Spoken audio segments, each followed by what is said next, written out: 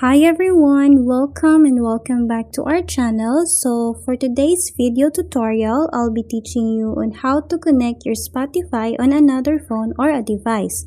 So to start, we'll have to go first on my Spotify account, and then here from the home page, let's click on the settings icon at the top, and then let's scroll down and look for the device option, and then let's click on the connect to a device option.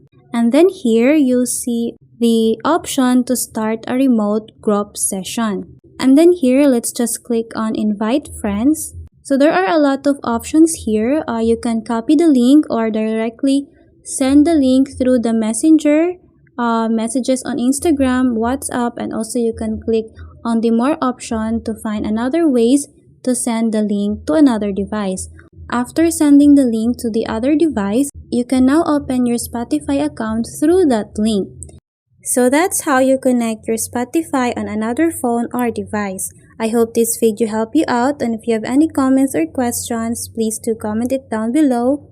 Also, hit the subscribe button and the notification bell so you will always be updated with our new uploads. Thank you, and I'll see you on our next video.